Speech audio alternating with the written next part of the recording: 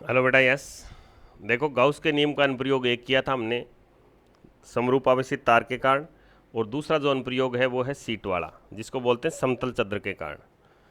तो स्टेप वही रहेंगे हमारे। तो कौन सा है?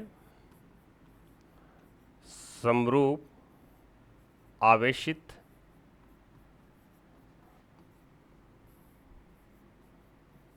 समतल चद्र के कारण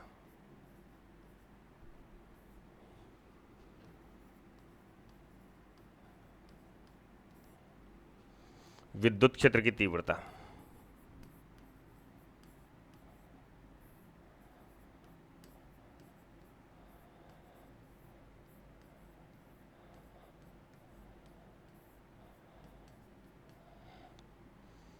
समरूप आवेशित समतल चद्र के कारण विद्युत क्षेत्र की तीव्रता निकालनी। मान लेते हैं हमारे पास एक सीट है,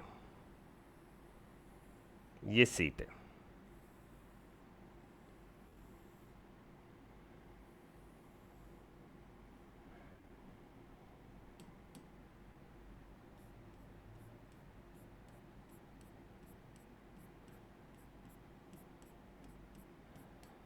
समरूप आवेशित है, यानी इसके एकांक क्षेत्रफल के ऊपर कहीं से भी इकाई क्षेत्रफल ले लो, सब जगह आवेश का मान सेम आया जा रहा है। ठीक है, माना पृष्ठ आवेश घनत्व, एकांक पृष्ठ पर उपस्थित आवेश चद्र है, तो सतह पर क्षेत्रफल वो आवेश वितरित है, तो हम लेंगे पृष्ठ आवेश घनत्व। इसका पृष्ठ आवेश घनत्व मान लिया मैंने सिग्मा, यानी एकांक क्षेत्रफल पर उपस्थित आवेश। क्या बोला सर? एकांक क्षेत्रफल पर उपस्थित आवेश। क्षेत्रफल का कहीं से भी इकाई टुकड़ा ले, उसके ऊपर जो आवेश आएगा वो आएगा सिग्मा। उपस्थित आवेश कितना है? सिग्मा। हमें क्या करना है, इससे आर दूरी के ऊपर एक बिंदु है, उस बिंदु के ऊपर हमें विद्युत क्षेत्र की तीव्रता निकालनी है। देखो, मान लेता हूं इससे आर दूरी के ऊपर एक पॉइंट लिया मैंने, ये पॉइंट ले लिया आर दूरी। यहाँ एक पॉइंट पी है, इस पॉइंट पी के ऊपर मुझे क्या निकालना है? विद्युत क्षेत्र निकालना है बेटा। तो इसके लिए सबसे पहला काम क्या करोगे? गाउसियन पृष्ठ मानोगे। क्या मानोगे? गाउसियन पृष्ठ। गाउसियन पृष्ठ किसी भी इच्छित आकृति का माना जा सकता है। आप बेलनाकार लेोगे तब भी आंसर आ जाएगा। यदि आप ये मानते हो कि सीट है वो सर रेक्टेंगल सीट है, तो इसके लिए घनाभ के आकार का मान लो। देखो, घनाभ के आकार से करवाता हूँ मैं। ये बिंदु P है वो उसकी सतह पर आना चाहिए,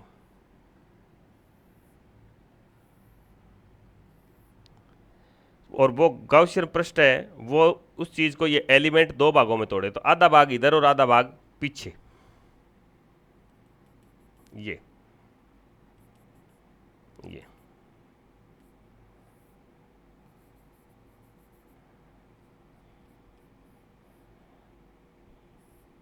ये तो मुझे कितनी लंबाई का लेना पड़ेगा? आर आगे और आर पीछे, तो कितनी लंबाई का हो गया ये? 2r। और इसका जो ये क्षेत्रफल है इसको मान लेता हूं मैं s। तो मैंने एक घनाभ के आकार का गाउसियन पृष्ठ माना, जिसका साइडों का जो क्षेत्रफल है वो s है, और टोटल इसकी लंबाई कितनी है? 2r। तो मैं इधर लिखूंगा 2r लंबाई, तथा ये साइडों का जो क्षेत्रफल होता है उसको बोलते हैं अनुप्रस्थ काट, तथा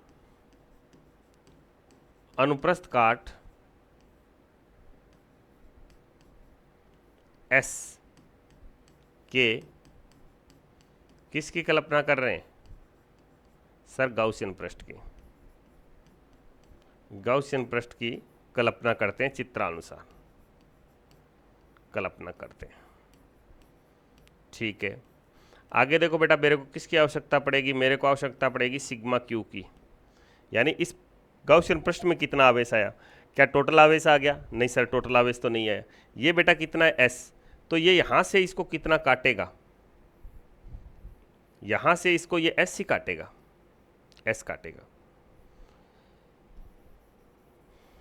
एकांक सतह पर कितना आता है? सिग्मा। 2 पर आएगा 2 सिग्मा, 3 पर आएगा 3 सिग्मा, तो S पर कितना आएगा? तो आप कहोगे सर सिग्मा गुणा S आ जाएगा। तो इसके अंदर कितना आवेश आया, सिग्मा गुणा एस। जहाँ मुझे गाउस के नियम में आवश्यकता पड़ेगी वहाँ मैं ये यूज़ कर लूँगा सिग्मा एस। 3 स्टेप बताए थे आपको, कौन कौन से। सबसे पहले गाउसियन पृष्ठ मानो, ठीक है। फिर उसके बाद क्या करो, फ्लक्स की 2 समीकरण बनाओ। ओके सर, गाउसियन पृष्ठ मान लिया, अब फ्लक्स की 2 समीकरणें बनाऊंगा। फ्लक्स फाई बराबर किसी से बना लो, चाहिए पहले गाउस के नियम से बना लो। ये लो, एक फ्लक्स की परिभाषा से बनानी है, एक गाउस के नियम से, और एक बनाऊंगा फ्लक्स की परिभाषा से।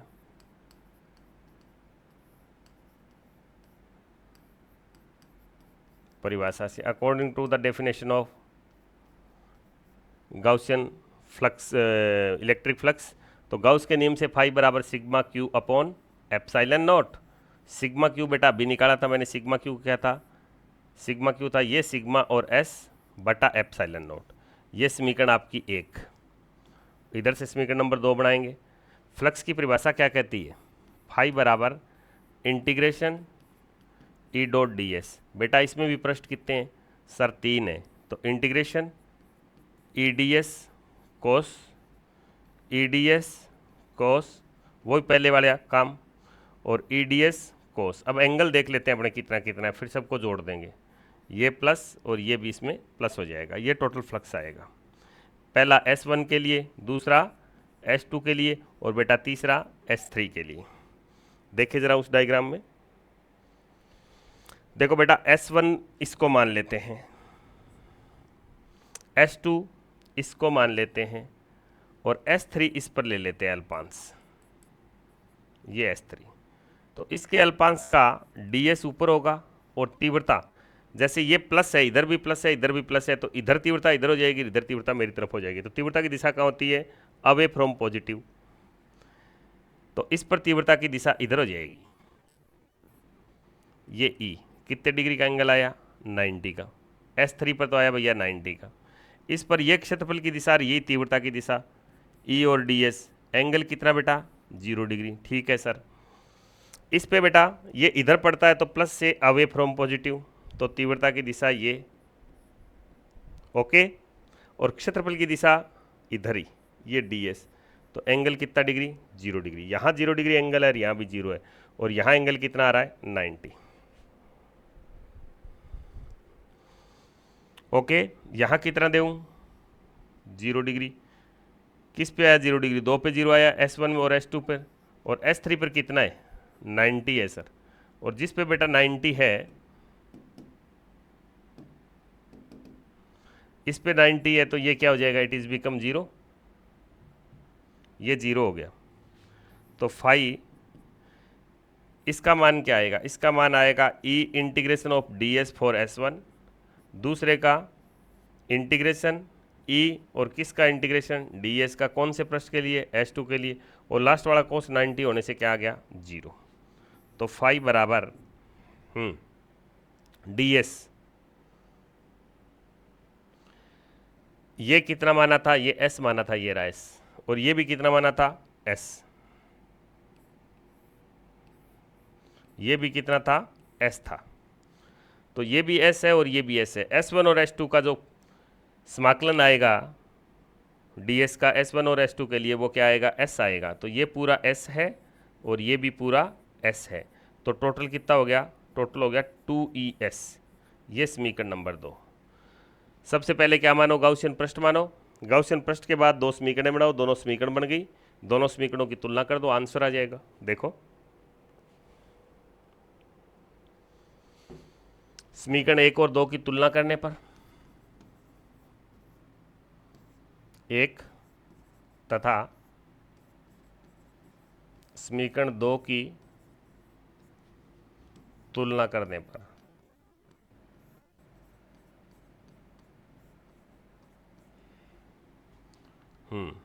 तुलना करूँगा तो पहली में क्या है, sigma S upon epsilon not, और दूसरी में क्या है, दूसरी में है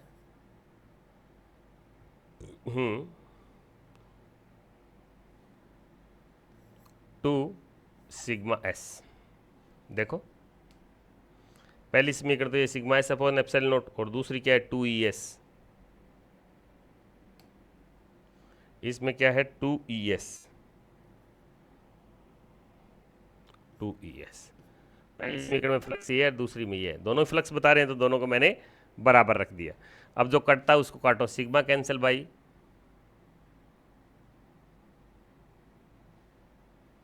सॉरी सिग्मा नहीं कटेगा इसमें, सिग्मा इधर तो है लेकिन सिग्मा इधर नहीं है, एस कैंसिल बाई एस। मुझे उत्तर किसका चाहिए, ई का, तो 2 इधर बटे में आ जाएगा, तो ई बराबर क्या आ गया, सिग्मा अपॉन 2 एप्सिलॉन नोट। क्या आया, सिग्मा अपॉन 2 एप्सिलॉन नोट। अगर इसको वेक्टर फॉर्म में लिखोगे तो E is equal to sigma upon 2 epsilon naught और इनटू क्या लगा दोगे, एन कैप, ये एन कैप। आर के साथ, आर तो है ही नहीं सर फॉर्मूले में, सिग्मा यदि कांस्टेंट है तो एप्सिलॉन नोट भी कांस्टेंट है, तो इसका ग्राफ बनेगा ई और सिग्मा का। सिग्मा जैसे जैसे बढ़ेगा वैसे वैसे ई बढ़ेगा, तो ये तो समानुपाती आ जाएगा, ई समानुपाती सिग्मा। अगर आपसे फिर भी पूछ ले जाए कि ई का आर के साथ, तो ई का आर के साथ कोई चेंज नहीं है, आर भले ही बढ़ो ई का मान चेंज नहीं होगा, तो समतल चंद्र के नज़दीक बिंदुओं पे तीव्रता का मान क्या रहेगा, constant. E is not depend on R. Okay, E किस पे डिपेंड नहीं करेगा बेटा, आर पे डिपेंड नहीं करेगा। आर की पावर कितने पे डिपेंड करेगा, तो हम कहेंगे सर आर की पावर 0 पे डिपेंड करेगा। बेटा तारवाड़ा भी इंपॉर्टेंट है, ये भी इंपॉर्टेंट है। अगला जो टॉपिक हम कर रहे हैं गोलीय सतह के लिए, गोलीय कोष के लिए, वो भी इंपॉर्टेंट है।